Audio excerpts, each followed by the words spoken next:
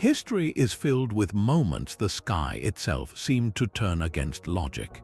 We are exploring 30 mysterious weather phenomena in historical records, a journey where you will uncover the true stories behind events that defied explanation for centuries.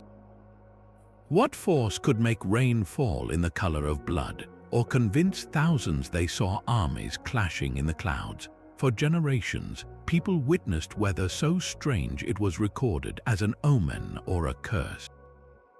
By the end, you will understand the fragile line between ancient terror and modern science.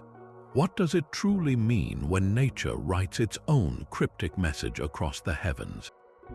The first mystery on our list is a stain on history itself, a downpour that shook the heart of an empire. In the year 104 BC, the citizens of ancient Rome looked up to see the sky weeping a dark, terrifying crimson. This was not a poetic metaphor, but a physical event documented by historians like Livy and Pliny the Elder.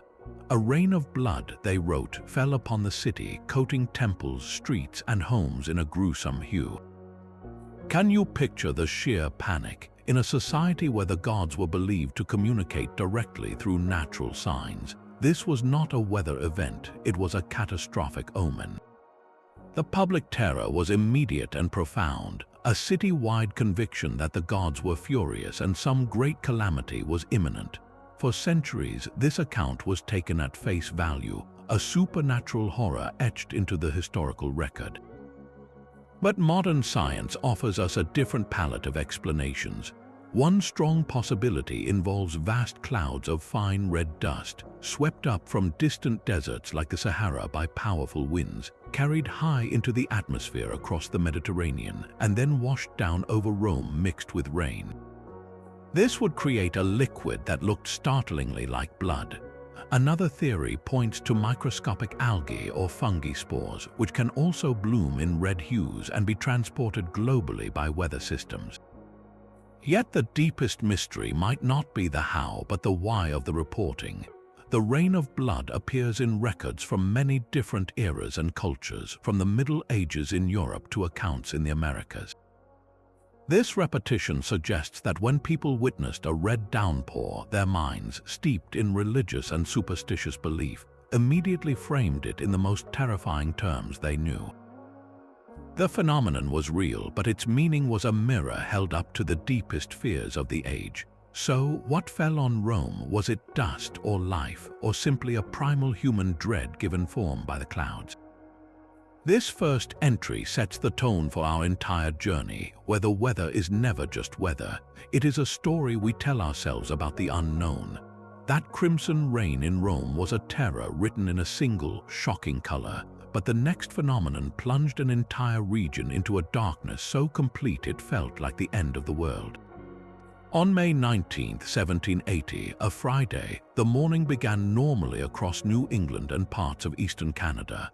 Farmers tended their fields and shopkeepers opened their doors under a clear spring sky. But by mid-morning, something began to change. A strange, coppery tint crept over the sun, dimming its light to an eerie, smoky gloom. Then the darkness descended in earnest. By noon, it was as black as midnight. Chickens returned to their roosts thinking night had fallen. Birds ceased their singing entirely. In homes and meeting houses, people were forced to light candles and lamps to see their own hands in front of their faces. The darkness was not merely an absence of light, it had a palpable, thick quality, described by many as soot-filled or oily.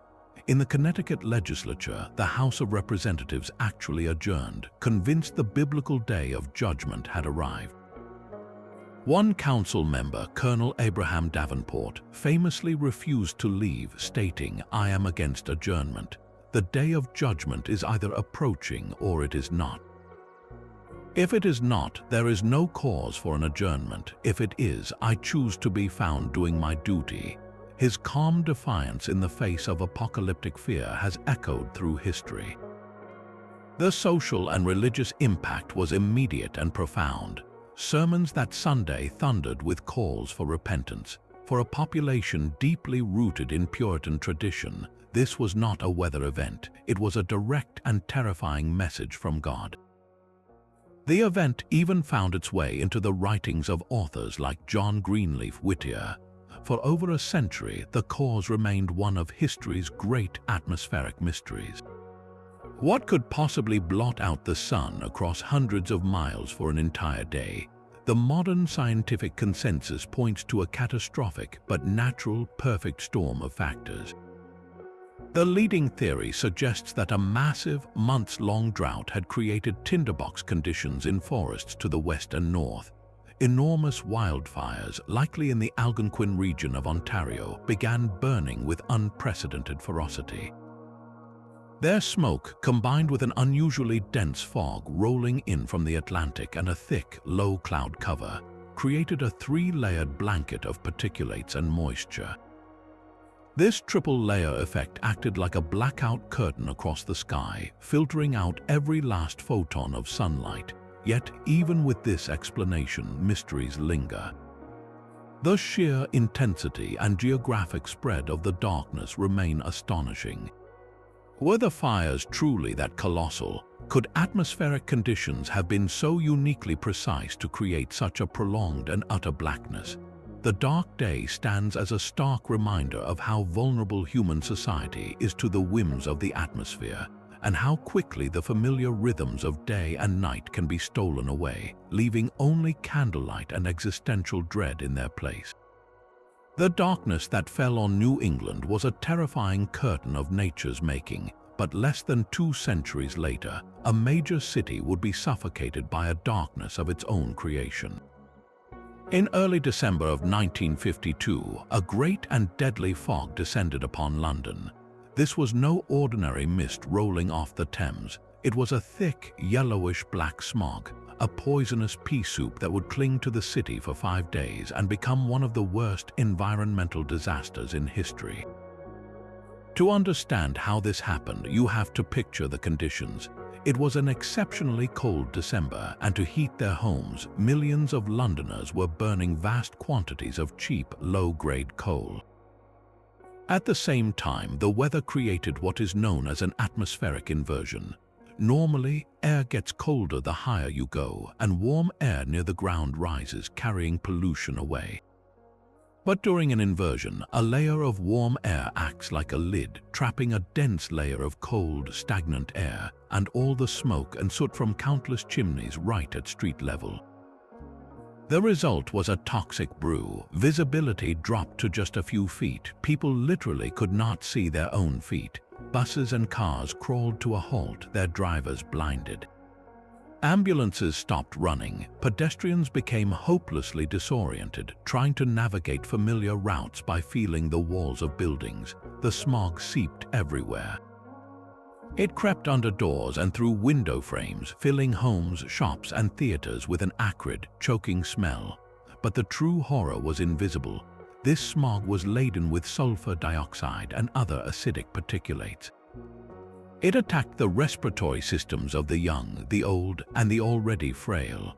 Hospitals were soon overwhelmed. Reports from the time tell of undertakers running out of coffins and florists running out of flowers. The official death toll in the immediate aftermath was around 4,000, but later studies, accounting for the prolonged respiratory illnesses that followed, estimated the true number to be 12,000 people or more. The legacy of the Great Smog, however, is not just one of tragedy. It was a pivotal, horrifying wake-up call. The event shattered the long-held notion that pollution was simply an unavoidable part of industrial life, the price of progress. Public outrage forced the government to act, leading directly to the groundbreaking Clean Air Act of 1956. This law mandated smokeless fuels and created smoke-free zones, fundamentally changing how the city burned its fuel. London's deadly fog proved that the weather is not always a force from the distant sky.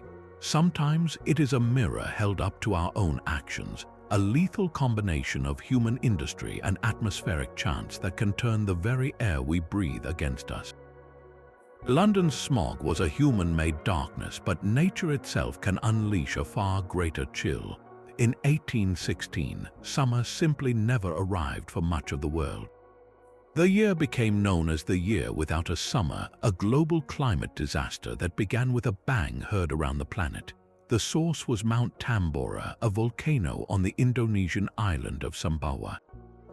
Its eruption in April 1815 was the most powerful in recorded human history, dwarfing even the famous Krakatoa. The explosion was so violent it blew the mountain apart, reducing its height by over 4,000 feet and instantly killing tens of thousands. But the true catastrophe was only beginning. Tambora ejected an unimaginable volume of ash and sulfurous gases high into the stratosphere. There, these particles formed a global veil of sulfuric acid aerosols, a microscopic shield that reflected sunlight back into space and plunged the Earth into a volcanic winter. The effects were delayed but devastating. By 1816, the Northern Hemisphere was in the grip of a perpetual, bizarre cold. In New England, snow fell in June and again in August. Crops froze in the fields across Europe and North America. In Ireland, it rained for 142 out of 153 summer days.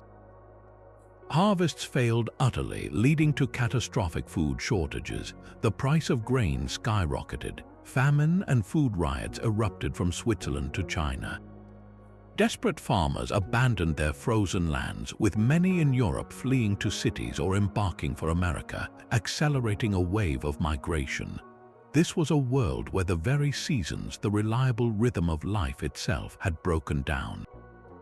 Yet from this global gloom sprang a remarkable cultural legacy. That same miserable summer, a group of literary friends was trapped indoors by the relentless cold and rain at a villa on Lake Geneva. To pass the time, they proposed a challenge: to each write a ghost story. From this contest, an 18-year-old Mary Shelley conceived her masterpiece, Frankenstein. The novel's atmosphere of bleak isolation and monstrous creation is inseparable from the unnatural, sunless summer outside her window. The poet Lord Byron, also present, wrote his apocalyptic poem Darkness, which begins with the line, "I had a dream which was not all a dream." The bright sun was extinguished. Their work was directly shaped by the strange weather, giving the world some of its most enduring Gothic visions. The science behind this event reveals how fragile our climate truly is. The key was the height of the eruption. By injecting material into the stable stratosphere rather than the lower atmosphere where weather happens, the volcanic aerosols avoided being quickly washed out by rain. They spread globally and lingered for years, persistently blocking sunlight. This event taught us that a single geological event on one side of the world can rewrite the weather patterns for an entire planet, triggering famine, migration, and even inspiring art born of desperation. The Year Without a Summer stands as a stark, historic lesson in global interconnectedness, a reminder that our warm, familiar seasons are a delicate balance, one that can be overturned by the fury of a single mountain. The volcanic winter that followed Tambora showed how climate could reshape history, but sometimes the atmosphere was blamed for mysteries that originated entirely within the human mind. In the sweltering July of 1518, in the city of Strasbourg, a woman named Frau Trophia stepped into the street and began to dance. This was not a celebration, but a frantic, compulsive, and utterly uncontrollable motion. She danced for hours, then days, her feet bleeding, her body exhausted, yet she could not stop. Within a week, dozens had joined her. Within a month, the crowd of incessant dancers had swelled to over 400 people, all caught in the same bizarre, unstoppable frenzy. They danced until they collapsed from heart attacks, strokes, or sheer physical breakdown, with historical records suggesting dozens died from the ordeal. Authorities, utterly baffled, initially prescribed more dancing, believing the sufferers needed to dance the poison out of their blood. They even built a stage and hired musicians, a remedy that only fueled the epidemic. To the medieval mind, this was not a psychological event, but a physical one caused by the environment. Physicians of the era subscribed to the theory of the four humors: and they diagnosed the dancers as suffering from an overheated blood, literally cooked by a hot and moist atmosphere. They believed the weather itself had corrupted their bodies, forcing this deadly physical purge. We now understand this as a profound example of mass psychogenic illness, a form of social contagion where extreme psychological stress manifests as physical symptoms. The context is crucial. Strasbourg in 1518 was a city under siege not by armies but by desperation. Several years of catastrophic harvests had led to severe famine. A brutal outbreak of syphilis was raging. Poverty and religious anxieties were at a peak. The collective psyche of the city was a tinderbox of fear and hopelessness. In such an environment, the sight of one person's breakdown could become a template for release, a physical language for expressing unbearable communal trauma. The dancing was a horrific symptom of a society breaking under pressure. The mystery lies in the specific form it took. Why dancing? Some historians point to local cults of Saint Vitus, a saint associated with dance, suggesting a religious hysteria. Others see it as a twisted echo of festival culture breaking through in a moment of societal collapse. The dancing plague remains a chilling lesson. It shows us how people of the past, lacking our medical vocabulary, interpreted mental anguish through the lens of their world, blaming the humid summer air for a fever of the mind. It reminds us that the most inexplicable storms are not always in the sky, but sometimes in the collective human spirit, swirling into a perfect and deadly tempest of its own. The dancing plague revealed a storm within the human mind, but a century ago, a very different red rain fell, one that left behind a tangible scientific puzzle. From July to September 2001, across several districts in the Indian state of Kerala, the sky opened up and poured down a liquid the color of rust, blood, or brick dust. These sporadic downpours were startlingly localized, sometimes staining one village crimson while the neighboring area experienced perfectly normal, clear rain. The scarlet droplets fell on white clothes, leaving deep red stains and pooled in eerie, wine-colored puddles. Initial panic was understandable, with many fearing a chemical attack or a toxic environmental disaster. The Indian government quickly launched an investigation, and their initial conclusion pointed toward a terrestrial, if dramatic, explanation.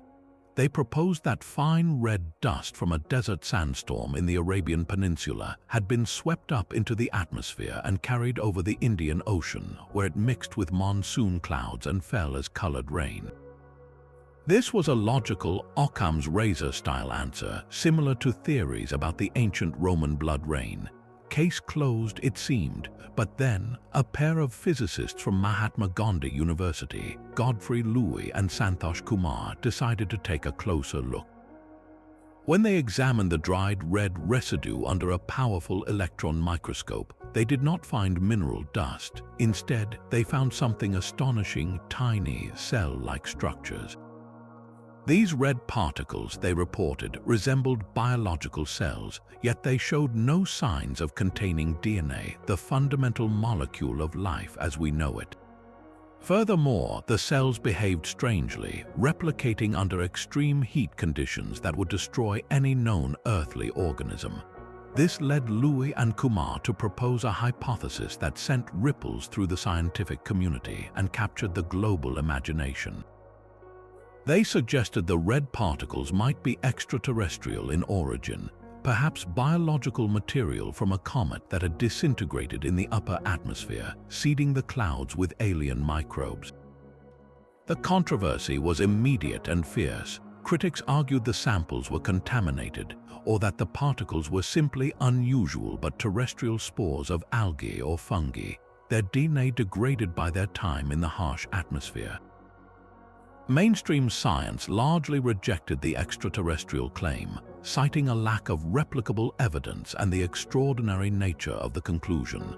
Yet, the Kerala red rain refuses to fade into obscurity. It represents a new kind of atmospheric mystery, one born in the age of the internet and electron microscopes. It is no longer just a question of fearful interpretation, but of raw, analyzable data that defies easy categorization. The event forces us to ask, what does an unexplained phenomenon look like in the 21st century?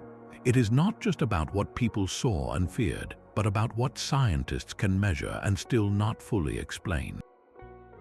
The Red Rain of Kerala sits at that fascinating and frustrating crossroads, a modern enigma where dust from a distant desert and spores from the edge of space are both still possibilities, waiting for the next downpour to provide a clearer answer. Kerala's Red Rain presented a modern puzzle of particles and microscopes, but deep in the Amazon, explorers wrote of an atmospheric phantom that seemed to defy the very nature of the jungle itself. For centuries, accounts from missionaries, naturalists, and adventurers described a phenomenon they called the bruma secca, or dry fog. This was not the wet, clinging mist one expects in the world's largest rainforest. Instead, it was a hazy, opaque veil that would settle over the basin for days or even weeks, drastically reducing visibility to just a few miles, yet feeling strangely arid and dusty to the lungs. It choked the air without dampening the leaves, a paradox that baffled those who encountered it. The famous naturalist Alexander von Humboldt noted such hazes during his travels in the early 1800s, describing a persistent, dry obscurity that dimmed the sun to a faint copper disk. For these early observers, it was an enigma. The tools and knowledge to understand it simply did not exist. They speculated about vapors from decaying vegetation or strange exhalations from the earth itself, theories that reflected their limited, ground-level perspective in an impossibly vast and complex ecosystem. The true causes of the bruma secca, we now understand, were likely not emerging from the jungle floor, but descending from the sky after journeys of thousands of miles. One primary suspect is the long-range transport of smoke. The Amazon basin is surrounded by seasonal burning in the Cerrado savannas and, more significantly, agricultural fires set to clear land. Vast plumes of smoke from these fires can be caught by upper-level winds, creating a uniform layer of fine particulates that spreads across the continent. This smoke haze behaves like a dry fog, scattering light and creating that characteristic coppery sun, while the tiny particles irritate the eyes and lungs. An even more dramatic source may lie across an ocean. Every year, billions of tons of mineral dust are lifted from the Sahara Desert by powerful storms. This dust embarks on a transatlantic journey carried by trade winds on a week-long voyage high in the atmosphere. When these dust-laden air masses reach the Americas, they can sink over the Amazon. The mineral particles, incredibly fine and pervasive, create a dense, dry haze that filters sunlight and paints the sky in surreal shades of orange and gray. This Saharan dust is not just a spectacle, it plays a crucial ecological role, delivering vital nutrients like phosphorus to the nutrient-poor Amazon soils, a literal life-giving rain of desert powder. The mystery of the bruma secca, then, is a story of scale and connection. What early explorers experienced as a local, peculiar fog was actually the signature of a planetary weather system. They were standing under a ceiling of dust from Africa or smoke from distant fires, breathing in the evidence of processes that linked continents. Their confusion was a product of their vantage point, trapped within the immensity of the forest without the ability to see the global currents that shaped the air above it. It reminds us that some of nature's most bewildering performances are not mysteries of origin, but of perspective, waiting for us to step back far enough to see the entire stage. The dry fog of the Amazon was a mystery of vast, unseen connections, but history holds accounts where the sky itself seemed to replay human conflict with terrifying clarity. In the bleak December of 1642, on the rolling fields of Edgehill, the first major battle of the English Civil War had just concluded. The clash between King Charles I's royalists and the parliamentarian forces was brutal and inconclusive, leaving the ground littered with the dead and the nation's future uncertain. Then something even stranger began. For several weeks afterwards, shepherds, travelers, and local villagers independently reported witnessing the battle happening all over again, this time in the sky above the battlefield. They described spectral armies locked in combat, heard the ghostly roar of cannon fire and the clash of swords, and saw the eerie shapes of soldiers and horses swirling in the clouds. These were not isolated claims from a single frightened witness. Reports came from both royalist and parliamentarian supporters, people with no reason to collaborate on a false story. The accounts were so persistent and detailed that they reached the ears of the king himself. Intrigued and perhaps concerned about the moral implications of such an omen, King Charles I ordered an official investigation. A commission of respected gentlemen and clergy was sent to Edgehill to interview witnesses and ascertain the truth. Astonishingly, the commission returned confirming the phenomena. They stated that level-headed, sober individuals had indeed seen and heard the phantom reenactment. This royal endorsement transformed the event from rural rumor into a legendary national ghost story. So what truly haunted the skies over Edgehill? One compelling scientific theory points to an extraordinary atmospheric mirage known as a fata morgana. This complex form of superior mirage occurs when layers of air at different temperatures bend and distort light, often over a cold surface like the December fields. It can magnify, stretch, and stack distant objects or even entire scenes into the sky. Could the desperate movements of scavengers on the battlefield, or even a distant military drill, have been captured, magnified, and projected onto the clouds by a perfect, fleeting lens of air? The result would have been a shimmering, silent movie of war playing out in the heavens, its sounds perhaps imagined or borrowed from the wind. A psychological explanation is equally powerful. The trauma of the first great battle of a bitter civil war was immense. The collective psyche of the region was saturated with fear, grief, and anticipation.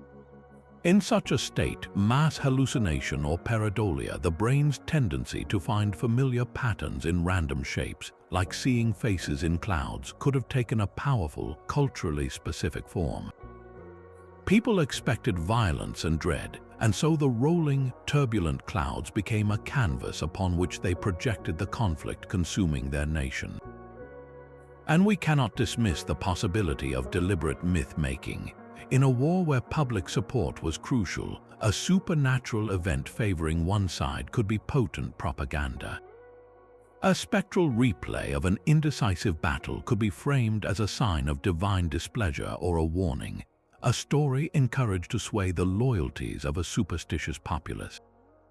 The Phantom Army of Edgehill lies at the crossroads of all these possibilities. It is a story where meteorology, mass psychology, and political manipulation blur into a single, enduring legend. It asks us whether the greatest mysteries are written in the weather or in the deeply troubled minds of those who look up and desperately seek meaning in the chaos of the clouds. The phantom armies over Edgehill were a spectral echo of war, but just a few decades later, an enemy of a far more tangible kind marched across Europe with a silence that was absolute. The winter of 1709, known as the Great Frost, did not merely arrive, it attacked. One evening in early January, the temperature was unremarkable, chilly but typical for the season. By the following dawn, the continent was in the grip of a cold so profound it seemed the very heart of the world had stopped beating. The freeze was not a gradual descent, but a sudden, violent seizure. Diaries from the time read like dispatches from a new and hostile planet. In London, the mighty River Thames, a vital artery of trade and life, froze solid to a depth of several feet within a matter of days. A famous frost fair erupted on its icy surface with streets of booths, printing presses, and even ox roasts, a carnival of denial atop the catastrophe. But the true scale of the horror was found indoors. Wine and strong ale froze into solid blocks within stone cellars. Ink solidified in wells on writing desks. Bread became impossible to cut. Birds fell dead from the sky, frozen in mid-flight.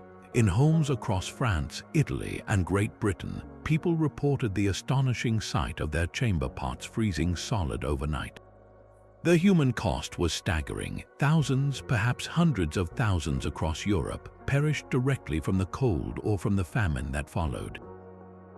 The records speak of travelers found frozen in place on roads and of the poor in cities simply not waking up. This was not just a cold snap, it was a geological event visited upon a human scale.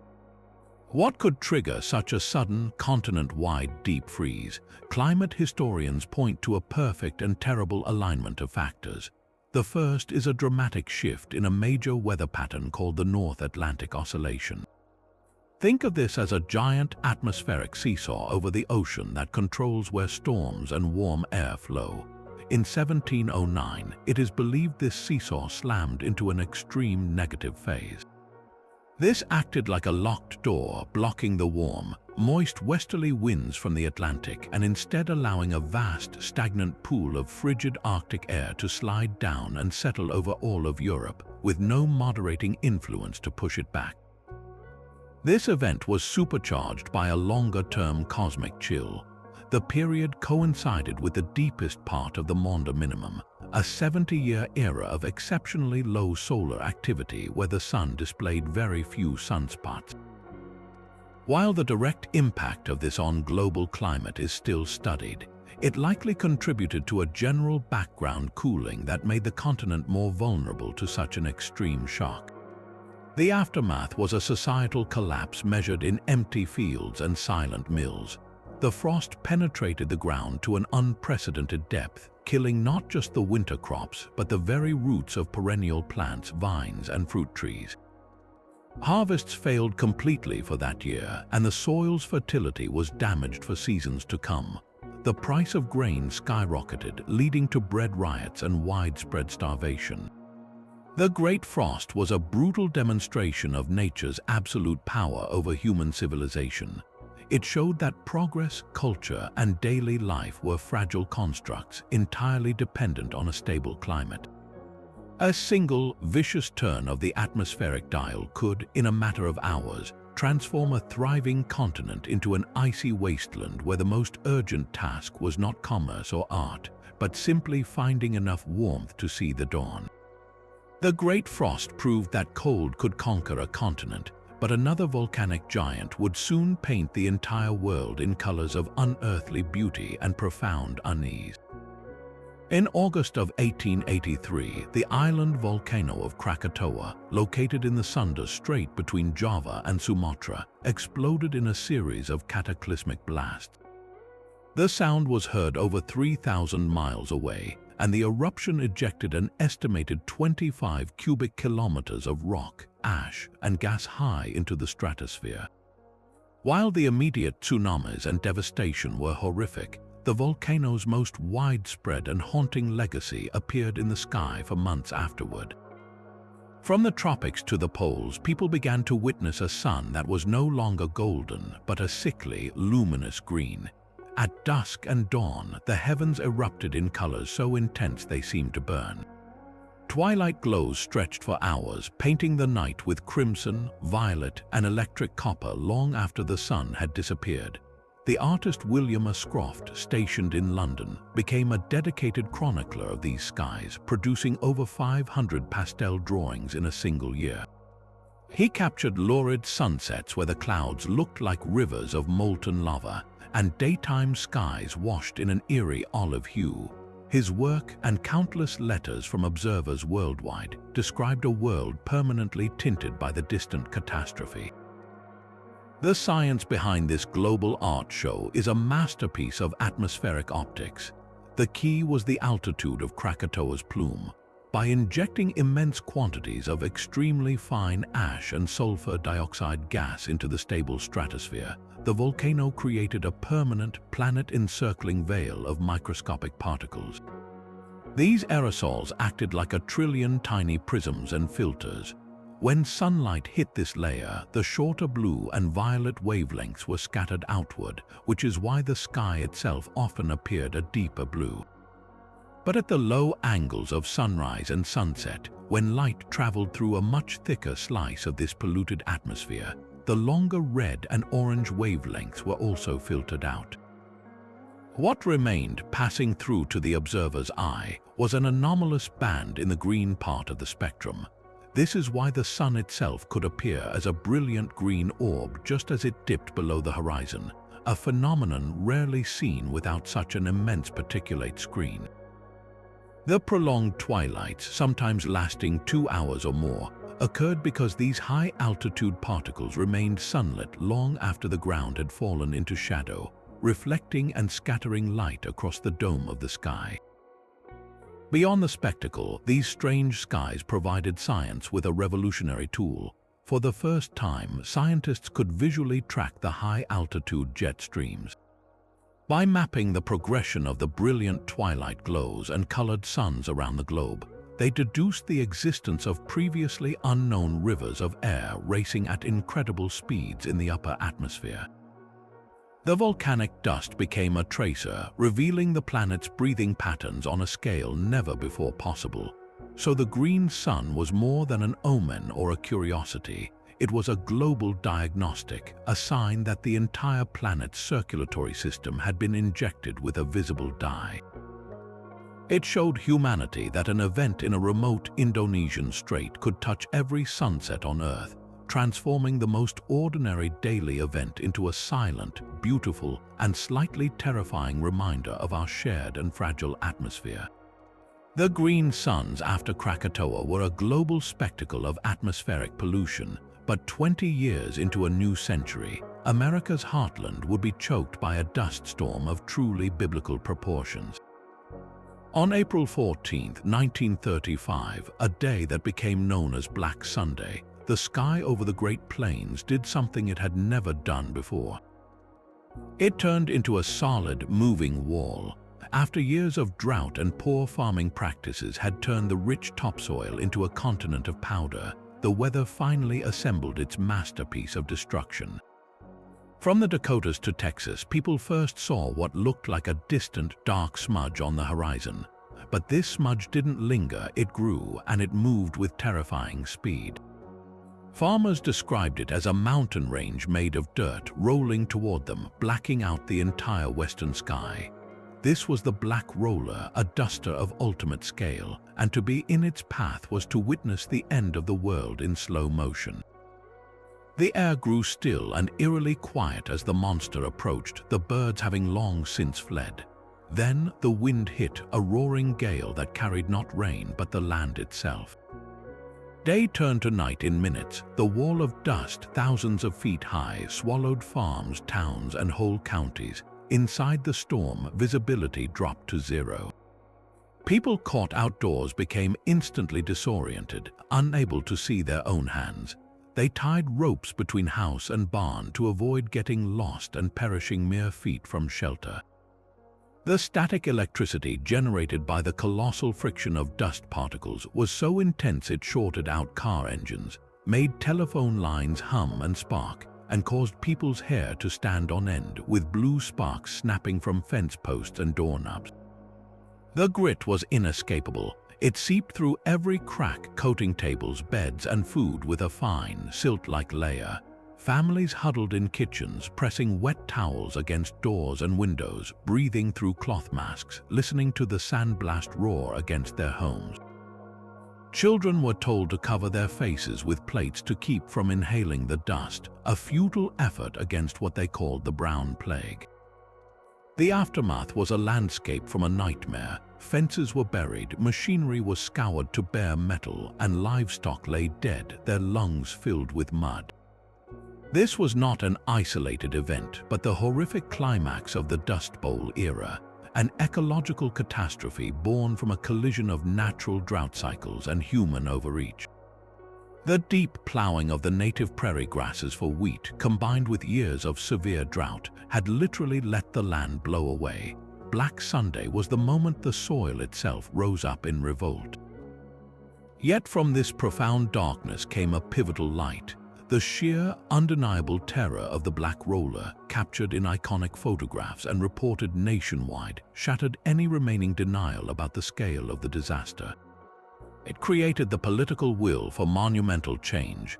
Within months, the federal government established the Soil Conservation Service, an agency dedicated to teaching farmers new techniques like contour plowing, crop rotation, and planting windbreaks. The government began buying back devastated land to let it return to grass, creating the first national grasslands. The black roller was more than a weather phenomenon. It was a national trauma that rewrote America's relationship with its land. It proved that the most terrifying forces are not always those that fall from the sky, but those we ourselves unleash from the earth beneath our feet.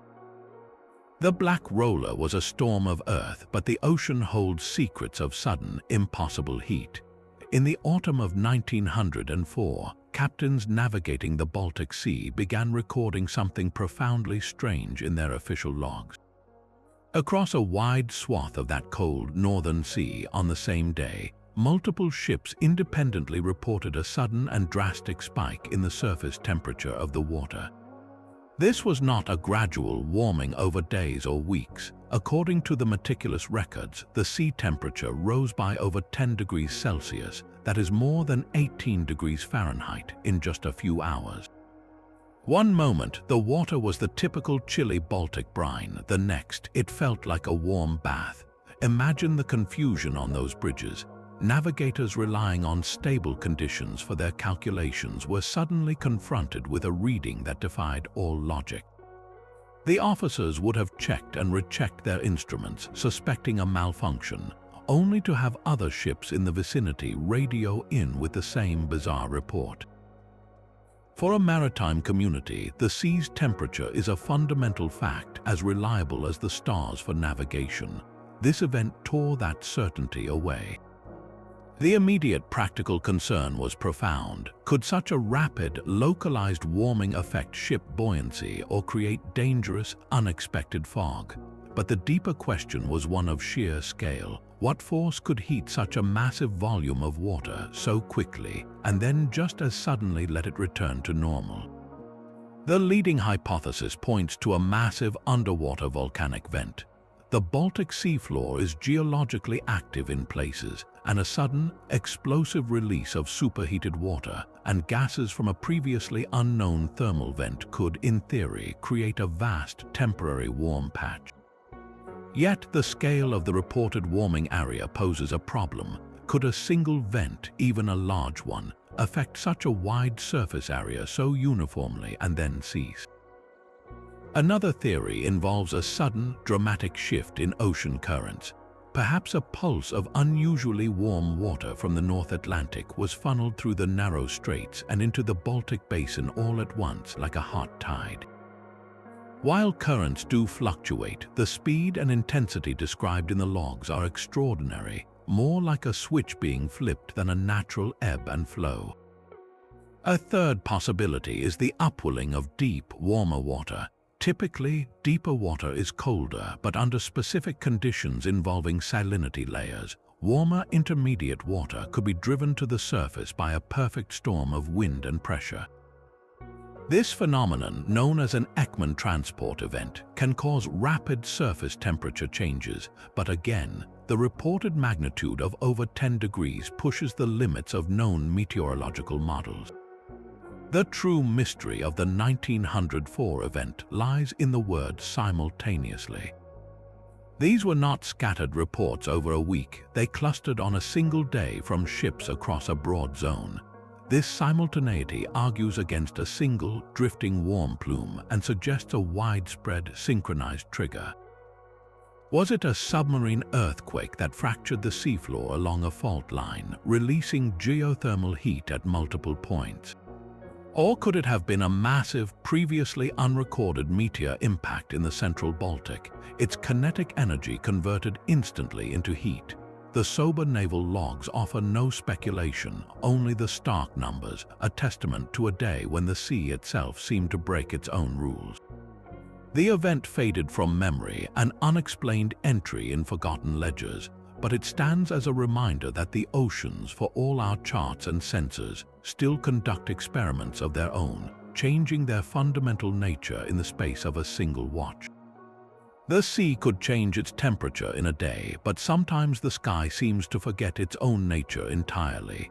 For thousands of years, in cultures scattered across the globe, people have reported a phenomenon so bizarre it feels like a cosmic joke: the sky raining animals.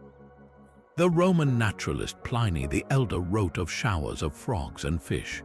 Medieval monks carefully noted these events in their chronicles as divine signs or portents. In 1841, the citizens of Derby, England, were baffled when a sudden storm deposited hundreds of small perch across a localized part of town, the fish flapping on rooftops and cobblestones. As recently as 2005, villagers in a remote part of Ethiopia experienced a rain of fish, collecting them in buckets from the ground. These are not myths or isolated tall tales. They are persistent, documented accounts from credible witnesses who had nothing to gain from the story. The sheer improbability is what captivates: the image of a quiet afternoon shattered by a downpour of living, wriggling creatures from a clear blue sky. For the chroniclers, this was a rupture in the natural order, an event that demanded supernatural explanation, whether it was a warning from God or a curse from a local spirit. The modern world, of course, seeks a physical mechanism, and science provides a compelling, if still imperfect, one. The leading theory involves powerful convective storms over water. A waterspout, which is essentially a tornado that forms over a lake or ocean, possesses a tremendous upward suction. As it moves across the water's surface, it can lift not just spray, but small aquatic animals like fish, frogs, tadpoles, or even worms from saturated soil. These creatures are then carried within the storm's updraft, sometimes for many miles, before the system loses energy and deposits its living cargo far from their original home. This explanation fits the facts neatly. These events are almost always associated with thunderstorms, and the animals are typically small, lightweight, and from local species. Yet, even this logical theory has its gaps. Why are these rains so incredibly selective? They almost never involve a mix of debris, leaves, or mud, just a single type of animal. How does the updraft so carefully sort its catch? And how do delicate creatures like frogs or small fish survive the traumatic journey through freezing, turbulent high altitudes and the impact of the fall? The survival factor is particularly puzzling, as many accounts describe the animals as alive and active when they land. This lingering strangeness is what keeps the mystery alive. It means that while we have a plausible scientific framework, the full picture still feels like a piece of folklore brought to life. The raining animals stand as a testament to nature's capacity for the surreal, a reminder that the atmosphere is not just a medium for wind and water, but a potential conveyor belt for the utterly unexpected, capable of rewriting the local ecology in a single, bewildering shower. The sky had rained fish and frogs, but in the summer of 1885, it began to glow with a cold, alien light. That year, 2 years after Krakatoa's spectacular sunsets had begun to fade, observers across Europe reported something new. Long after sunset, when the sky should have been dark, delicate, luminous veils of electric blue and silver white would appear, shimmering near the northwestern horizon. They looked like ghostly cirrus clouds, but they shone with their own ethereal light against the blackness of space. Astronomers, including the famed W. T. Backhouse, were baffled. Their first assumption was logical, that this was yet another lingering effect of the great eruption, perhaps a high-altitude residue of volcanic ash still catching the sun's rays from below the horizon. But as the years passed and Krakatoa's dust settled, the glowing clouds did not disappear. In fact, they persisted, returning every summer, a silent, radiant enigma. These were the first scientific recordings of what we now call noctilucent clouds, or night-shining clouds. The mystery of their origin would take nearly a century to unravel, because these are not clouds as we know them. Ordinary clouds form in the lowest layer of our atmosphere, the troposphere, which reaches up about 10 miles. Noctilucent clouds exist in a realm almost untouched by earthly weather, in the mesosphere 50 miles above the ground. At that staggering height, the air is a near vacuum, 100,000 times thinner than at sea level, and incredibly cold, often dropping to -200 degrees Fahrenheit. So how can clouds form where there is almost no water? The answer is as beautiful as it is strange. The seeds for these clouds come from space itself. Every day, millions of tiny meteoroids, most no larger than grains of sand, vaporize as they streak into our upper atmosphere. They leave behind a fine smoke of meteoritic dust, particles so small they can linger for years, suspended in the mesosphere. During the brief summer season in the polar regions, just enough water vapor manages to drift up from the wetter layers below. When this scarce water encounters those specks of cosmic dust in the profound cold, it freezes instantly, coating the particles in ice crystals only a few hundred nanometers thick. These microscopic, icy shells are what catch the sunlight. From our perspective on the ground, long after the sun has set, these crystals are still illuminated by its rays from below the curve of the Earth, turning them into a luminous blue-silver tapestry against the deepening twilight.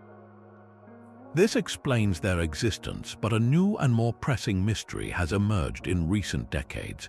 Noctilucent clouds are being seen more frequently at lower latitudes and with greater brightness than ever before in the historical record.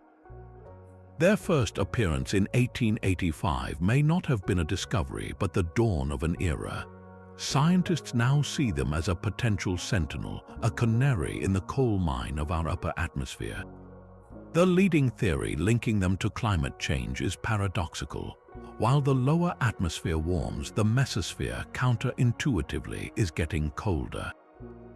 More greenhouse gases like methane trap heat below, but they also allow more heat to radiate out into space from the upper layers, creating a cooling effect. A colder mesosphere means more ice can form, creating more and brighter clouds.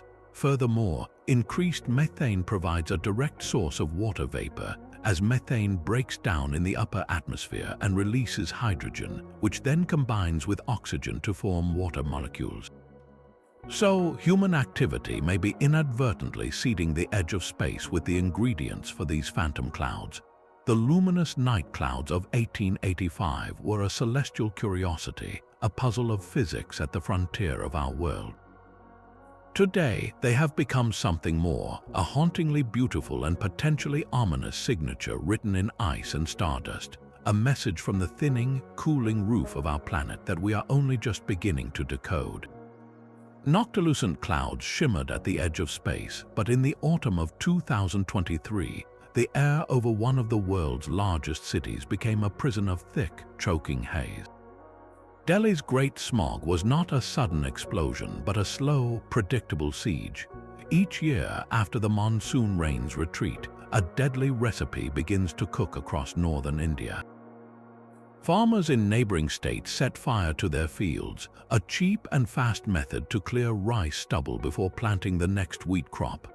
Millions of acres burn, sending up colossal plumes of black carbon and particulate matter. This agricultural smoke merges with the city's own exhaust from millions of vehicles, industrial emissions, and construction dust. Then, the weather provides the final, crucial ingredient.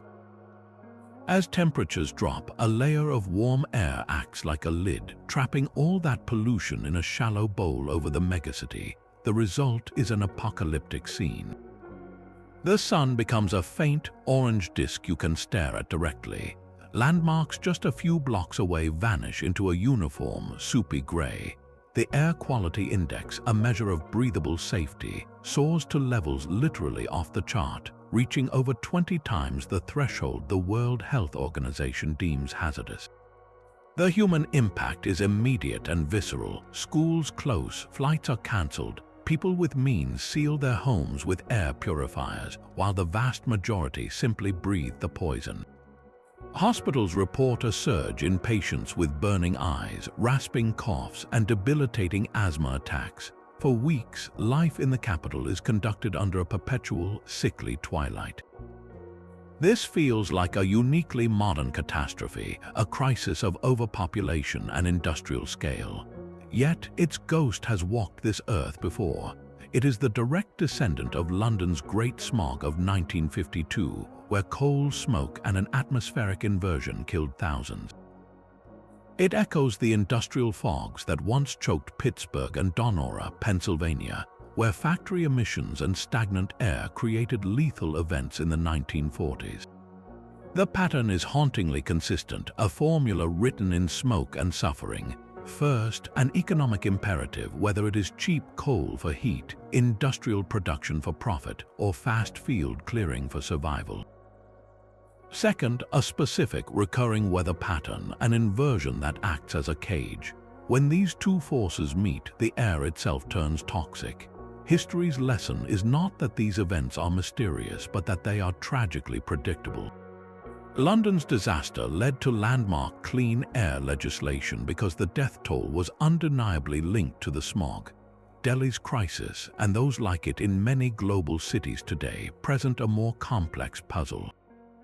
The pollution sources are more diffuse, crossing political and economic boundaries between urban and rural, between individual livelihood and public health. The question history forces us to ask is stark. How many times must we see the same phenomenon play out before we treat the cause and not just the symptoms? The Great Smog of Delhi is a modern entry in an ancient ledger, a reminder that the deadliest weather is often the kind we help to write, page by smoky page, into the sky. The choking smog of a modern megacity is a slow-motion crisis, but for sailors of the age of sail, terror could arrive in the form of a perfect and deadly stillness. They called them the doldrums, a word that has entered our language for a state of listless despair, but its origin is a specific and feared geographical curse. For centuries, ships attempting to cross the equatorial Atlantic or Pacific would, without warning, find themselves trapped. The wind, that vital, invisible force that was their only engine, would simply vanish. The sea would become a flat, oily mirror, reflecting a blistering, merciless sun. The sails hung limp and useless from the masts. The ship was not in a storm, it was in a prison, a floating island adrift on a vast, hot sea. The logs from these voyages read like diaries from the edge of madness. Captain's entries note the same data, day after dreadful day: wind none, sea glassy, progress zero. The physical torment was immense. Under the equatorial sun, the wooden decks became too hot to touch. The still, humid air felt like a wet blanket, making every breath an effort. Fresh water supplies, carefully rationed, would begin to dwindle, turning from a necessity into a currency more valuable than gold. Food would spoil. Scurvy, the sailors' ancient scourge, would creep through the crew as vitamin C ran out. But perhaps worse than the physical suffering was the psychological torture. With no wind, there was no sound but the creak of the ship's timbers and the slap of idle ropes. There was no change in the view, just an endless circle of horizon. Time itself seemed to dissolve in the heat haze. In this void, superstition flourished. Sailors spoke of sea monsters lurking in the depths beneath the still waters, or of ghost ships forever trapped in the same patch of ocean. Some believed a ship had offended Neptune, the god of the sea, and this calm was his eternal punishment. The doldrums were not just a navigational hazard, they were a test of the human spirit against an infinite, silent indifference. The mystery of why these zones of dead calm existed at all shaped global history. To avoid them, European empires plotted elaborate trade routes, swinging far south to catch the reliable westerlies of the Roaring Forties to reach the Indies, a detour that added months to a journey but promised wind. The search for predictable passage was a primary driver of exploration, a desperate gamble to outwit the atmosphere's silent traps. We now know the meteorological secret behind this historical terror. The doldrums are the domain of the Intertropical Convergence Zone, a belt near the equator where the trade winds from the northern and southern hemispheres collide. This collision forces the warm, moist air upward, creating massive towers of clouds and thunderstorms. But directly at the convergence point itself, the air is rising, not moving horizontally. At the surface, this rising air creates a zone of notoriously low pressure and, crucially, very light and variable winds. The calm is not an absence of weather, but the eye of a planetary scale storm, the still point in a global engine of heat distribution. Yet, knowing the science does not erase the historical reality. The convergence zone meanders, it shifts with the seasons. For a captain with only a compass, a sextant, and a prayer, its exact location was a lethal guess. One day you had steady winds, the next you were becalmed. Your fate surrendered to the whim of an invisible atmospheric boundary. The dread of the doldrums was the fear of being erased from the map of progress, of watching the world sail on while you remained, suspended in a hot, silent hell, wondering if the wind would ever return. While sailors feared the windless prison of the doldrums, travelers on land had their own spectral terror to contend with, a light that promised guidance but delivered doom. For centuries, across the bogs of the British Isles, the fens of Scandinavia, and the swamps of the Americas, people told stories of the Will-O'-the-Wisp. These were ghostly, flickering lights, often described as blue or greenish flames, that danced just above the ground in marshes, graveyards, and lonely moors. They seemed to move with a mischievous intelligence, hovering at the edge of vision, beckoning the weary traveler off the safe path. Folklore gave them many names: jack-o'-lantern, corpse candles, fairy lights, and they were almost universally seen as malevolent spirits. The tales were chilling. A lone traveler on a dark night, seeing a distant light that looked like a cottage window or a lantern held by a fellow walker. They would follow it, desperate for shelter or company, only to have the light retreat, leading them deeper and deeper into treacherous, sucking bogs where they would meet a muddy, terrifying end. This was not just a story, it was a genuine fear rooted in countless personal accounts, a pattern of disappearance so consistent it demanded an explanation from the natural world. The scientific debate over these lights is a fascinating chapter in the history of atmospheric chemistry, a centuries-long puzzle. One of the earliest and most persistent explanations was methane, commonly called swamp gas. As organic matter like plants and animals decays underwater in oxygen-poor environments, bacteria produce methane bubbles. If these bubbles rise to the surface and encounter a source of ignition, perhaps a static spark or a lightning strike, they can flare up with a brief, low blue flame.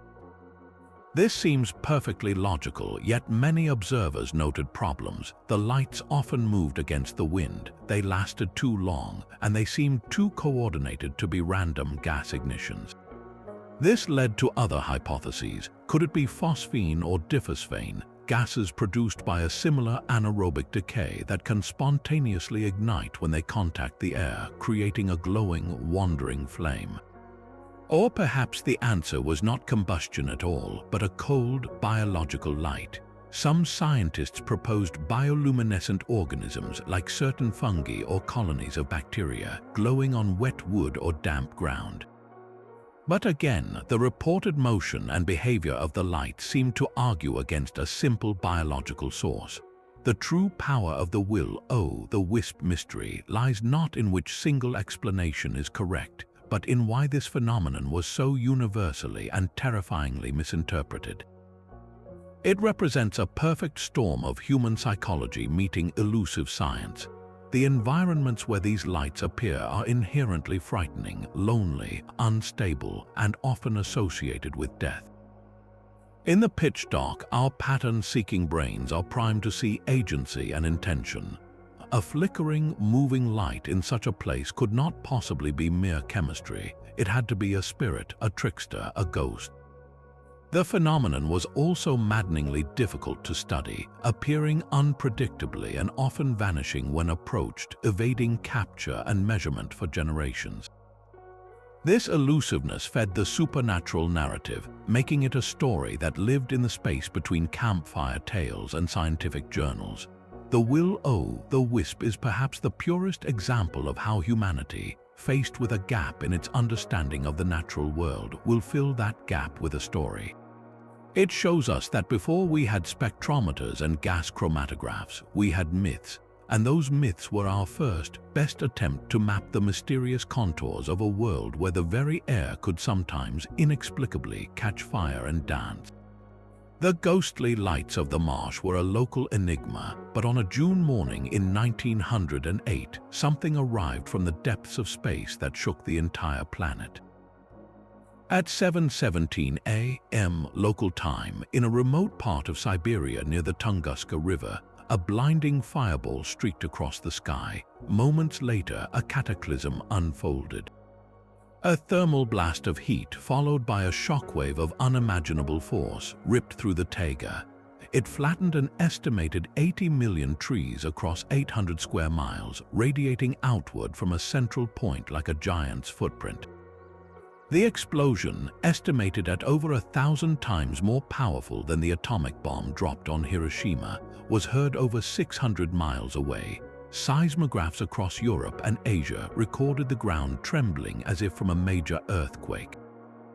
Barometers in London spiked from the atmospheric pressure wave that raced around the globe not once but twice. For the people of that isolated region, it was a day of pure, incomprehensible terror.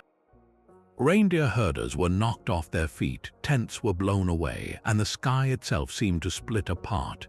Yet, due to the extreme remoteness of the location and the political turmoil in Russia at the time, no formal scientific expedition would reach the site for 19 years. The world had felt the effects of a planetary-scale event, but for nearly 2 decades, its cause remained one of Earth's greatest secrets. When the mineralogist Leonid Kulik finally led an expedition in 1927, what he found defied belief.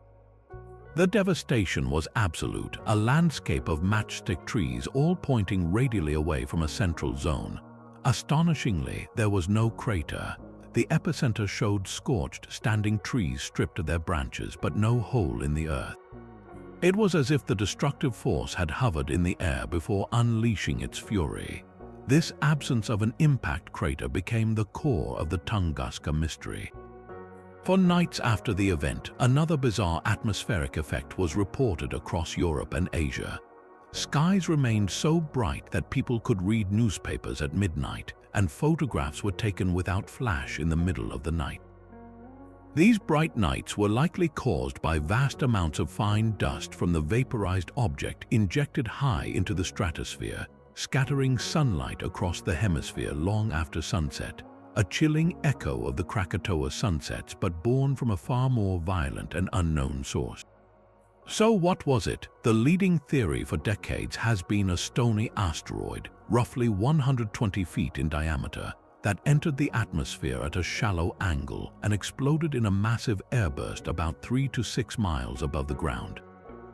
The heat and pressure from this disintegration created the blast wave that leveled the forest without leaving a classic crater. Another compelling idea points to a small comet, an icy body that would have vaporized more completely in the atmosphere, explaining the lack of substantial debris and the persistent high-altitude dust that caused the glowing nights. But the mystery invites more exotic possibilities. Could it have been a fragment of antimatter from deep space, annihilating itself in a flash of pure energy upon contact with our atmosphere, or a microscopic black hole passing through the Earth? While scientists largely dismiss these ideas for lack of evidence, their very existence in the discussion highlights how thoroughly Tunguska defied contemporary understanding. It was a weather event of cosmic origin, a storm with a single, unimaginable lightning strike that came not from the clouds but from the void. It stands as the ultimate reminder that our atmosphere is not just a blanket of air but a shield, and on that June morning, something from the infinite dark outside tested its strength, leaving behind a silent, flattened forest and a question that still resonates through the decades.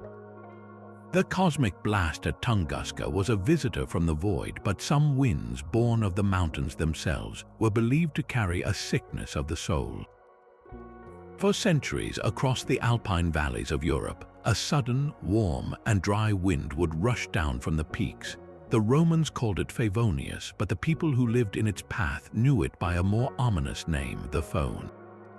This was no gentle breeze. Its arrival was dramatic, a rapid melt of snow, a strange clarity in the air, and an oppressive, restless heat that felt utterly out of season. And with it, according to countless historical records, came a wave of human misery. Swiss court documents from the 17th and 18th centuries show a measurable spike in suicides, violent crimes, and traffic accidents during phone periods. Hospital admissions for migraines, dizziness, and heart palpitations would soar. The wind was so notoriously linked to erratic behavior that in some alpine regions, crimes committed during a phone event were treated with more leniency, as if the wind itself was an accomplice. This pattern was not unique to Europe. In North America, the Chinook wind, racing down the eastern slopes of the Rockies, carried a similar reputation. Native American tribes and early settlers alike spoke of the wind causing irritability, insomnia, and a general sense of unease.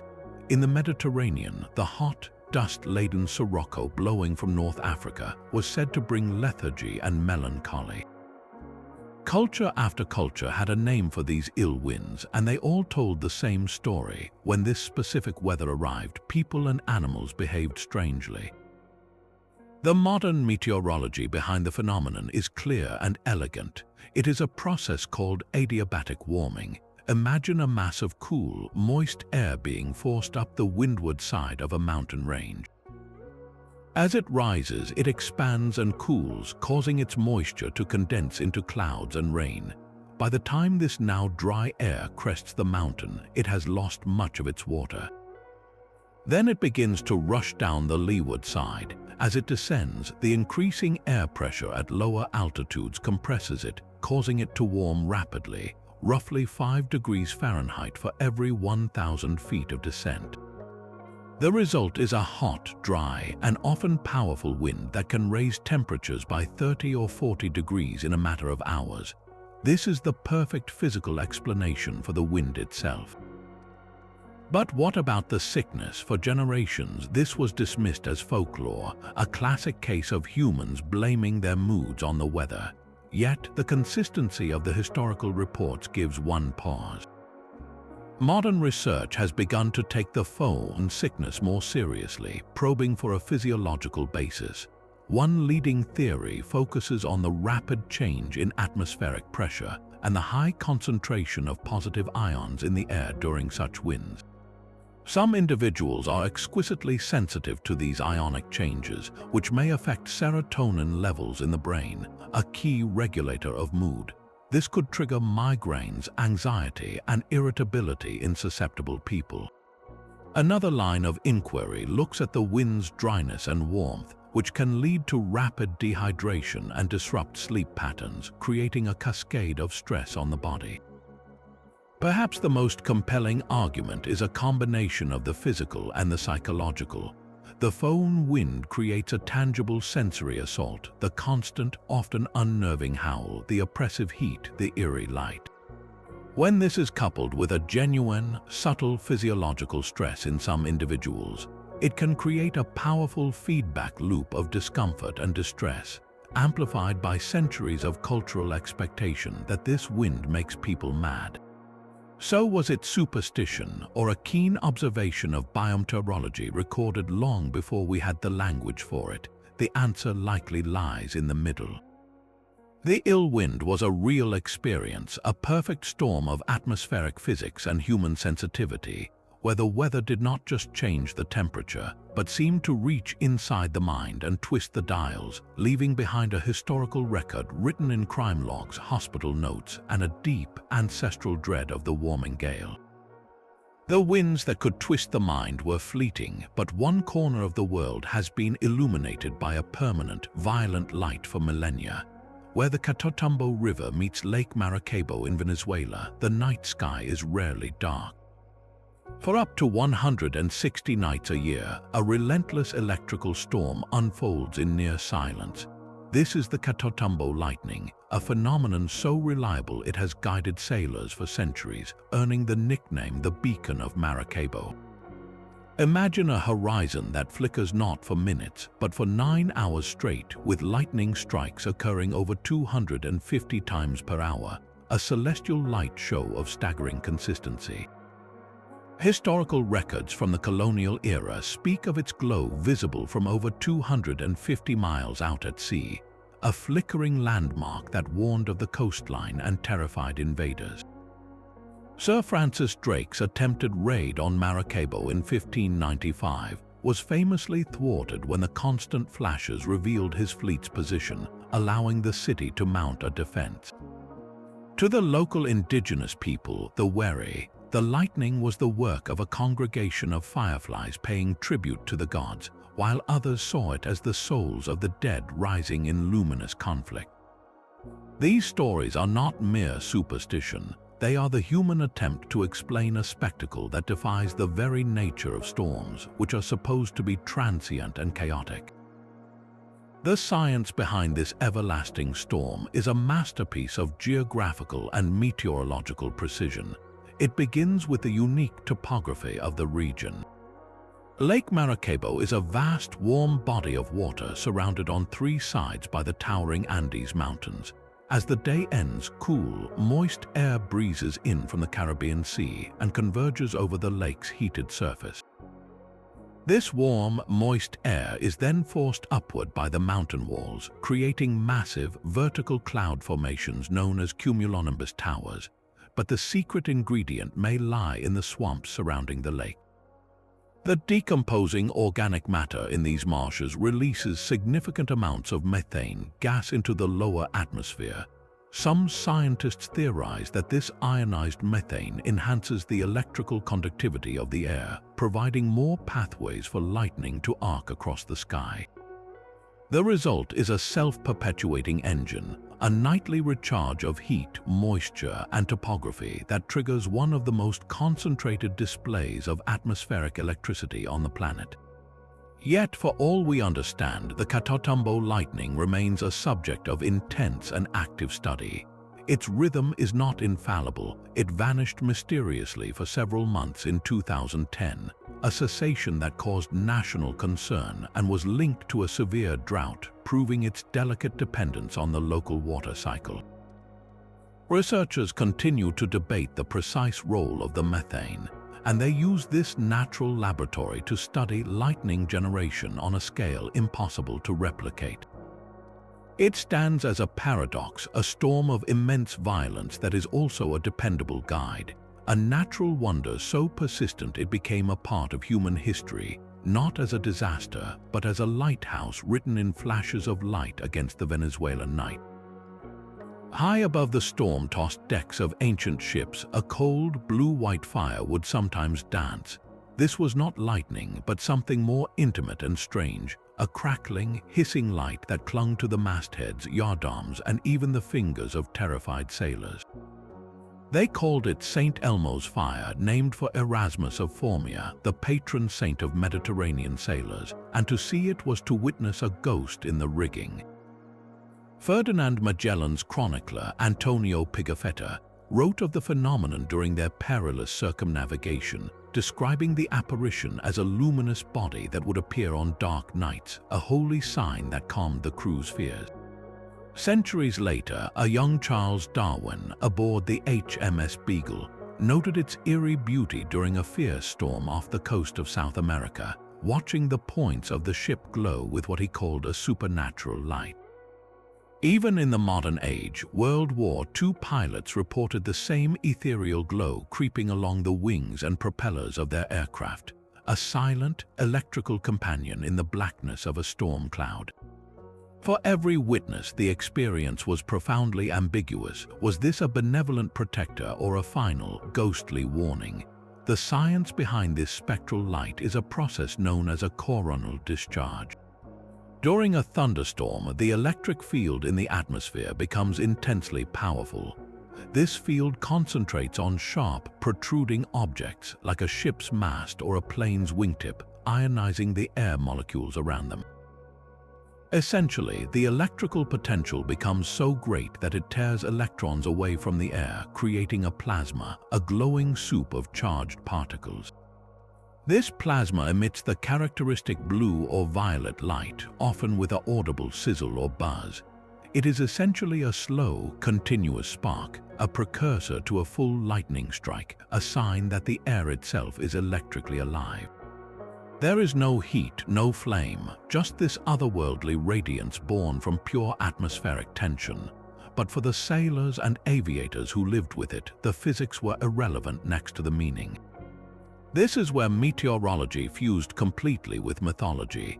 The very name, St. Elmo's fire, reveals its historical interpretation. St. Elmo, or Erasmus, was said to have been martyred by having his intestines wound out on a windlass, a ship's winch.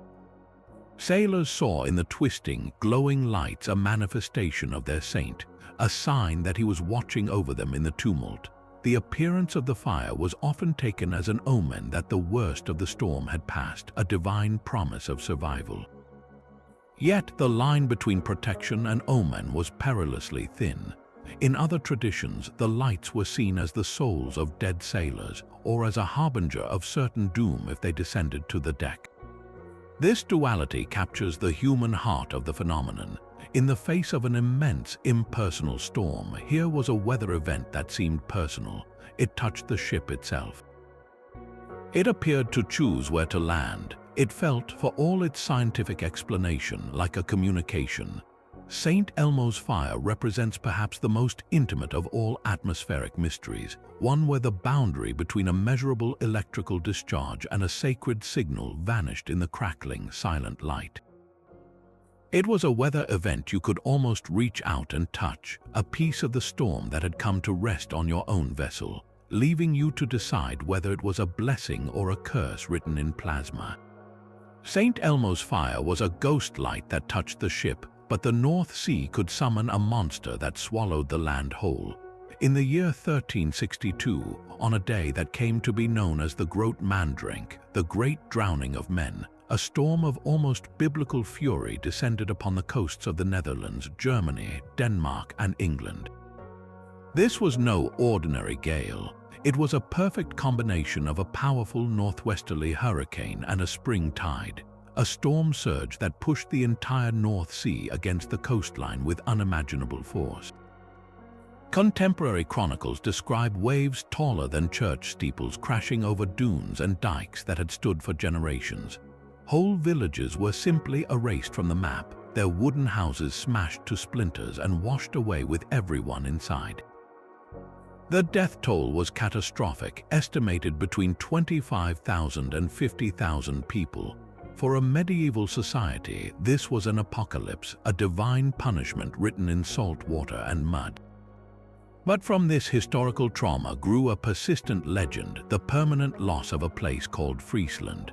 For centuries afterwards, maps and sailors' tales spoke of a once fertile island, also called Friesland or Frixland, that had been consumed by the sea during that great storm. It appeared on maps by notable cartographers for over 200 years, often placed somewhere south of Iceland. The story was compelling, a whole community, its farms, its churches, its people, vanishing beneath the waves in a single night, leaving only a blank space on the chart where land used to be. The meteorological truth of the Groot Mandrink is well understood today. It was a classic example of an extreme extratropical cyclone meeting the worst possible tidal conditions, a surge that permanently altered the coastline. Geological core samples and historical records confirm that thousands of acres of peat-rich coastal marshland were inundated, creating vast new bays like the Zuiderzee in the Netherlands. The storm did not just flood the land, it rewrote the map. So where did the lost island come from? The myth of Friesland is likely a powerful fusion of memory and mistake. The storm genuinely did destroy many small, low-lying island communities and peninsulas in the Wadden Sea.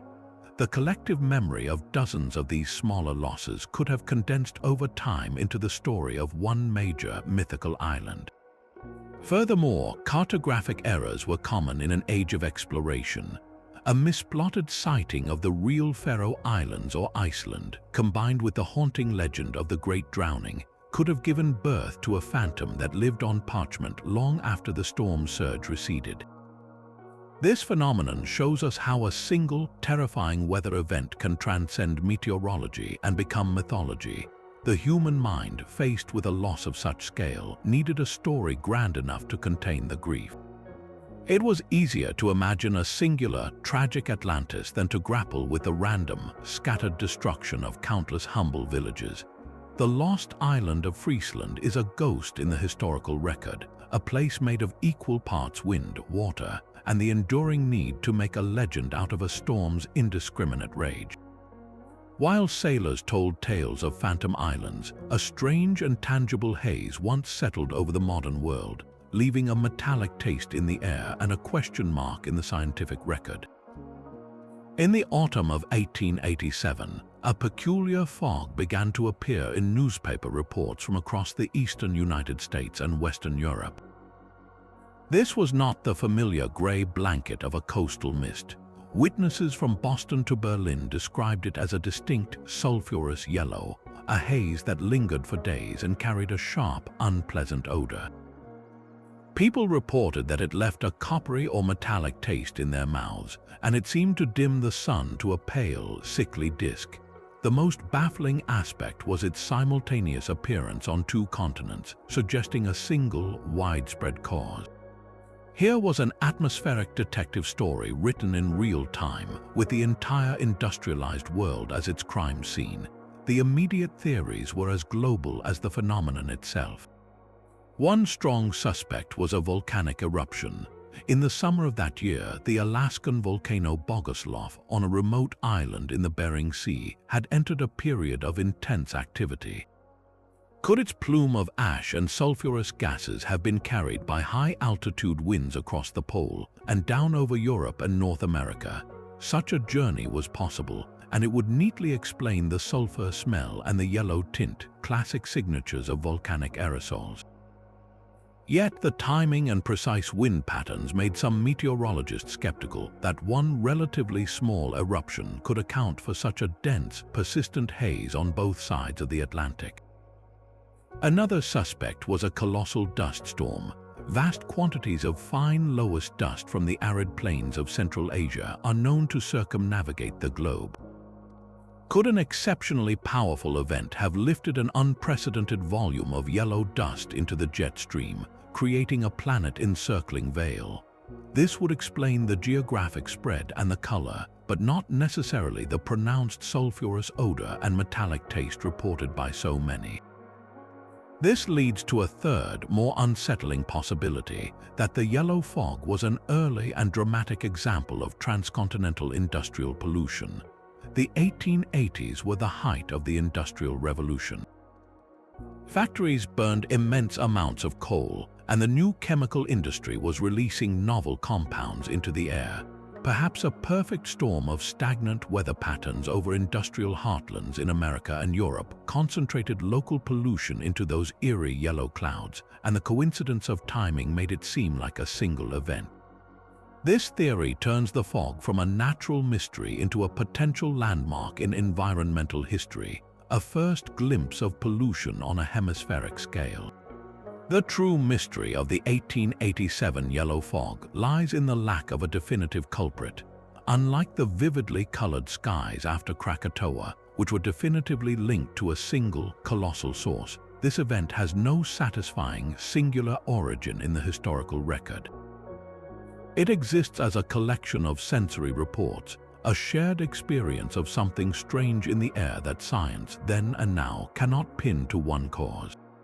It forces us to consider that sometimes the atmosphere's most puzzling performances are collaborative, a blend of distant fire, ancient dust, and human industry, mixing in the winds to write a riddle in yellow that faded from the sky long before we could fully decipher it. A battlefield omen could be written in ice and light. On the morning of February 2, 1461, the fields near Mortimer's Cross in England were cold and tense. Two armies faced each other, one loyal to the Yorkist claimant Edward, Earl of March, the other to the Lancastrian Queen Margaret. The fate of the English crown hung in the balance. Then, as the weak winter sun rose, something impossible appeared in the sky. 3 brilliant orbs of light hung in a line, a central sun flanked by 2 glowing, ghostly companions.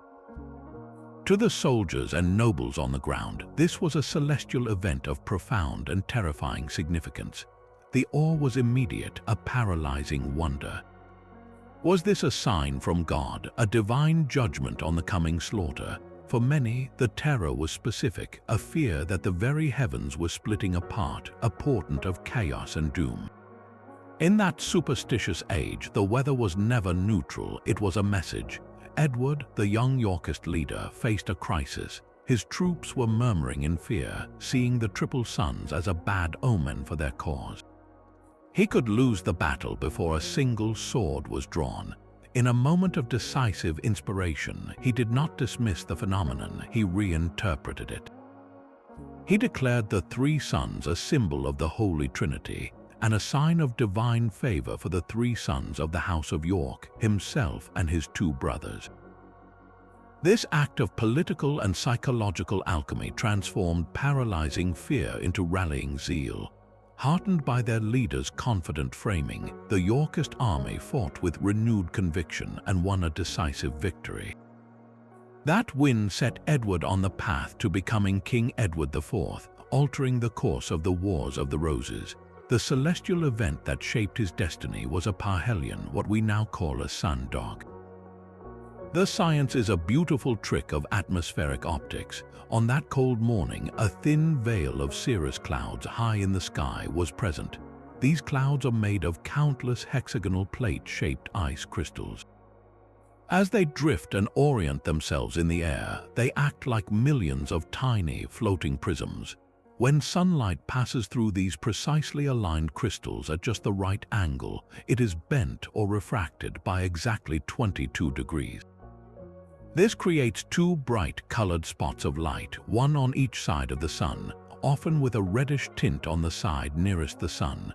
To the observer, it appears as if 2 phantom suns are keeping company with the real one.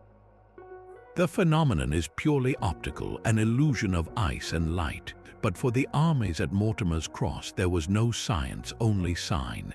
This is the profound power of unexplained weather. It creates a vacuum of meaning, and in that vacuum, human belief rushes in. A commander's ability to define that meaning, to seize the narrative of the sky, could become as crucial a weapon as cavalry or archers. The parhelia did not win the battle with force, it won it by shaping the minds of the men who fought. It forced a decision not of tactics but of interpretation.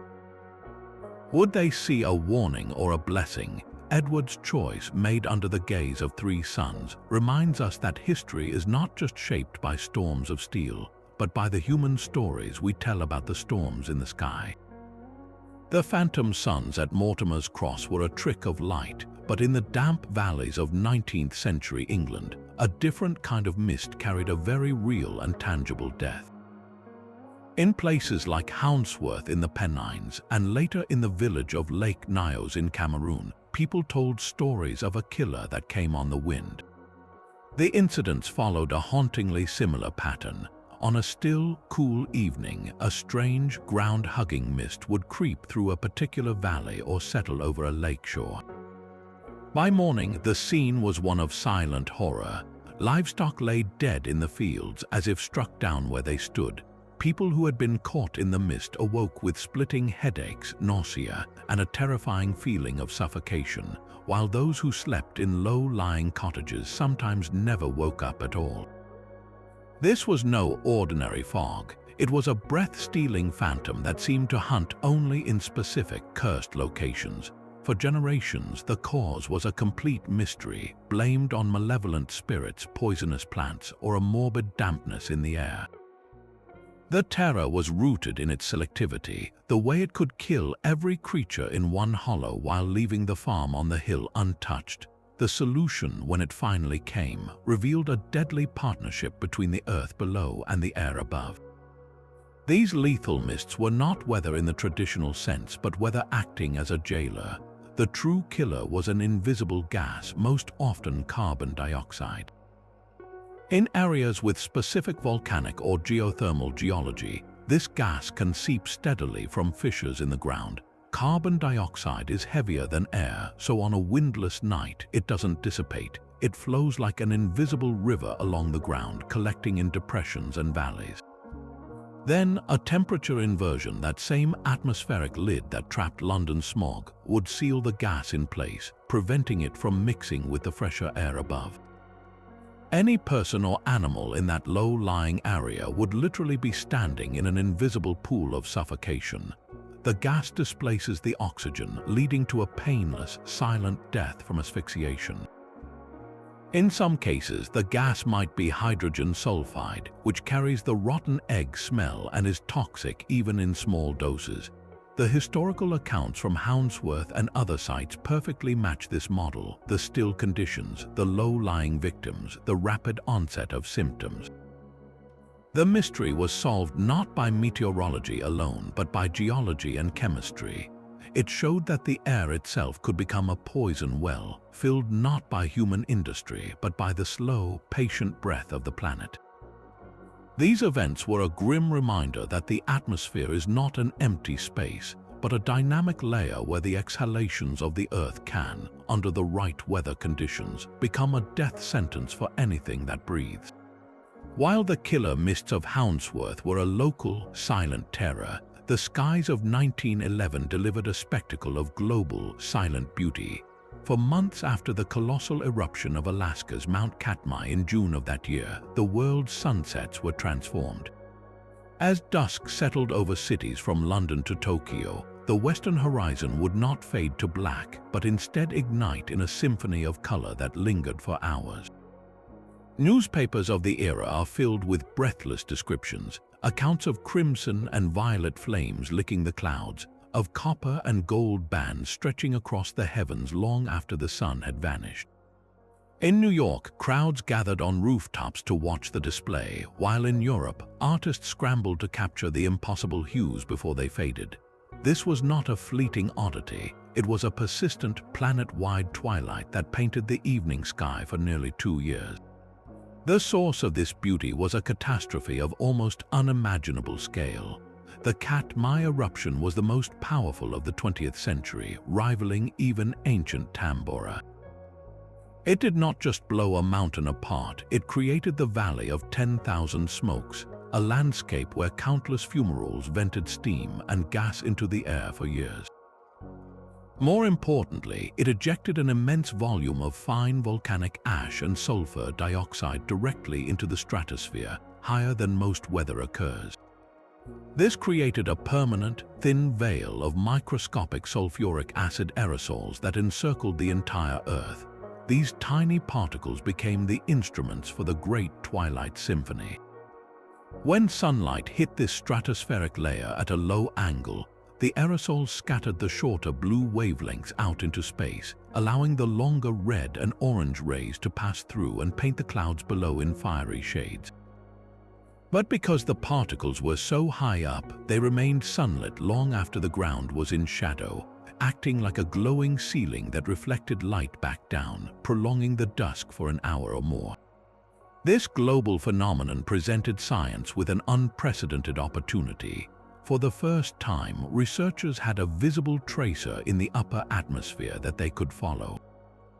By meticulously recording the timing and intensity of the brilliant afterglows from stations around the world, scientists could literally watch the planet breathe.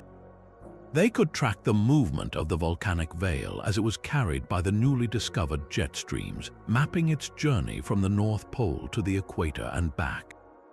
These observations provided the first concrete evidence of global circulation patterns in the stratosphere, turning a beautiful mystery into a rigorous diagnostic tool.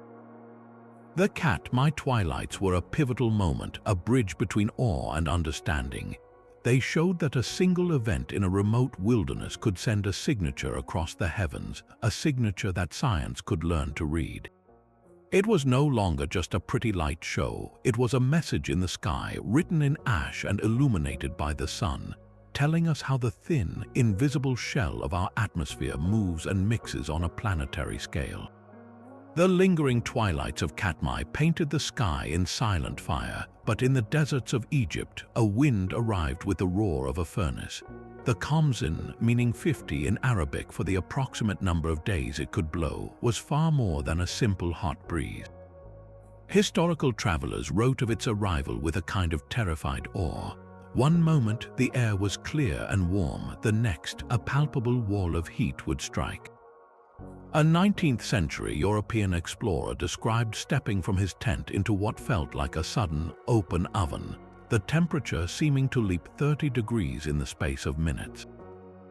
The sky would turn a hazy, oppressive yellow as fine dust swept in, blotting out the sun, while the wind itself carried a scorching, desiccating force that could crack wood and parch the throat instantly.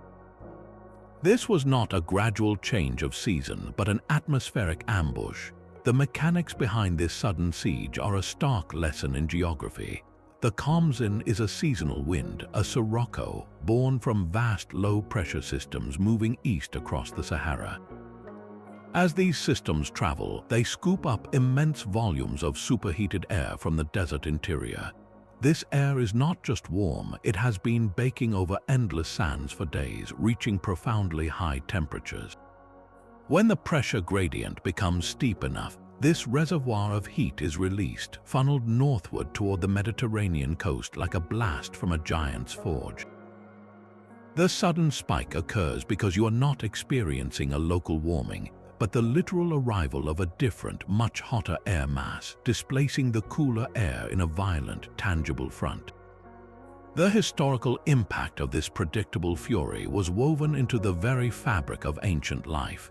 In Egypt, the coming of the Khamsin dictated the rhythm of existence. Its season marked a time of halted travel and secured goods. Architecture evolved in direct response, with homes built with small, high windows and thick mud brick walls designed to keep this invasive heat at bay, creating cool inner sanctuaries. Culturally, the wind was personified and feared, seen as the breath of the desert demon or a manifestation of the god Set's chaotic power. Its arrival could mean the failure of a harvest, the death of livestock, or the stalling of an entire army. There are accounts from classical antiquity of military campaigns being paralyzed by the Khamsin, where soldiers, caught in the open, succumbed to heat stroke and disorientation as much as to enemy spears. The wind was a strategic factor as real as terrain or supplies. This phenomenon, under different names like the Simum in Arabia or the Harmattan in West Africa, shaped trade routes, settlement patterns, and mythologies across the desert world. To live under the reign of such winds was to understand that the weather was not a backdrop, but an active, ruthless player in human history, one that could turn the air itself into a weapon and force civilization to adapt or perish. The Khamsin was a wind that could kill with heat, but in the final days of Pompeii, the sky delivered a warning written in grit and fire. Long before Vesuvius tore itself apart in the year 79, the city lived under a strange new weather. Survivor accounts, later compiled by Pliny the Younger, and modern archaeological evidence tell of a persistent, sulfurous rain falling in the weeks leading to the disaster. This was not a gentle shower, but a dry, abrasive drizzle of fine gray ash and acidic particles that coated rooftops, fouled water cisterns, and left a bitter, metallic taste in the air. The sun would struggle through a hazy, yellowed sky, and the ground trembled with increasing frequency. For the Romans of Pompeii, this was utterly bewildering. They had no concept of an active volcano. Vesuvius was to them just a benign, vine-covered mountain. So when the air itself began to taste of poison and the heavens rained dust, they could not interpret it as a geological warning. Instead, they framed it through the only lens they had, as a series of terrifying and inexplicable atmospheric omens. The sulfurous smell was linked to the stench of the underworld, the ash fall seen as the gods scattering powdered bone across the land. Each minor earth tremor was felt as the giant typhon stirring beneath the earth. The world of reliable seasons and clear skies had broken down, replaced by a creeping, sensory dread that something was profoundly wrong with the very air they breathed. We now understand this prelude with tragic clarity. The raining sulfur was not weather at all, but the first faint breath of the eruption. As magma churned and rose within Vesuvius, it released vast plumes of volcanic gases, primarily sulfur dioxide, into the atmosphere. These gases combined with moisture to form acidic aerosols, which then fell as a corrosive, gritty precipitation. The ash fall was the lightest fraction of the eruptive column, drifting downwind from the volcano's initial, smaller ventings. This was acid rain and volcanic fallout, a deadly meteorological side effect of the mountain's awakening. The Romans experienced the volcano's symptoms as a disease of the sky, a mystery that hovered just beyond understanding. They cleaned the ash from their courtyards, they tried to filter the grit from their water, they perhaps made sacrifices to placate the angry gods they believed were responsible. But they could not conceive of fleeing a mountain that had been quiet for centuries. The true horror lies in that gap between perception and reality. The citizens of Pompeii were not ignoring clear warnings, they were drowning in ambiguous ones. Every strange atmospheric event was a piece of a puzzle for which they had no reference picture. The raining sulfur was the final, cryptic message from a world about to end, written in a language of chemistry and geology that they could not read. It stands as history's most poignant example of how the most dire forecasts can fall on us like a bitter dust, meaningless until the moment the sky finally turns to stone.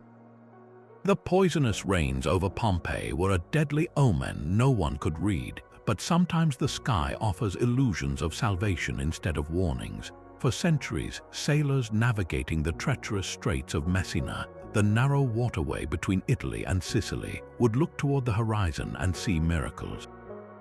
Floating above the waves, they reported shimmering castles with soaring turrets, entire cities of impossible architecture suspended in the air. These were not fleeting glimpses, but detailed, stable visions that could last for hours. Towers seemed to rise from the sea itself, and phantom forests appeared where only water should be.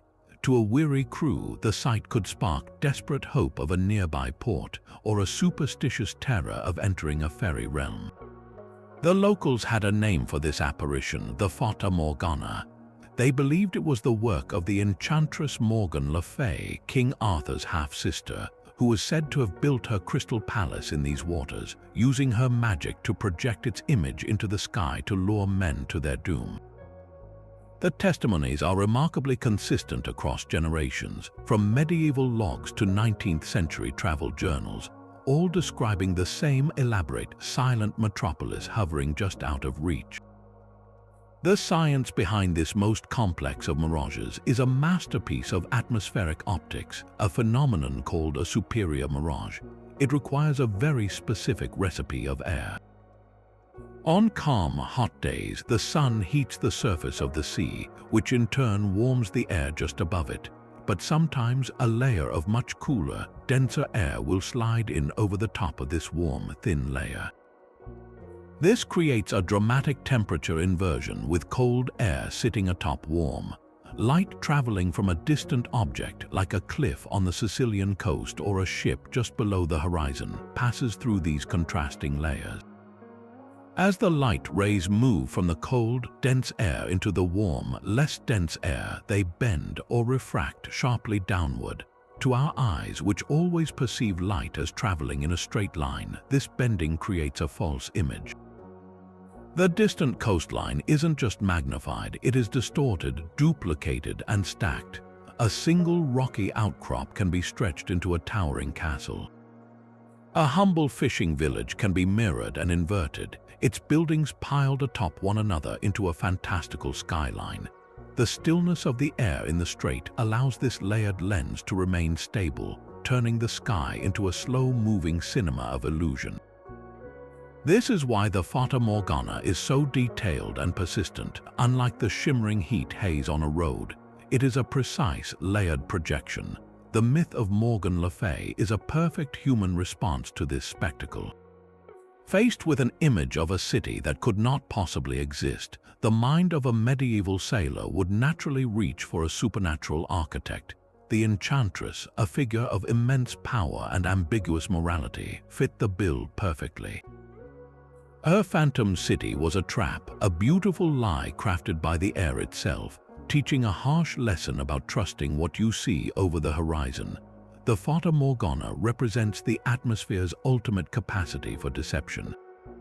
It is not merely hiding or distorting, but actively creating. It takes the raw material of the real world, rocks, water, light, and weaves them into a coherent, breathtaking fiction.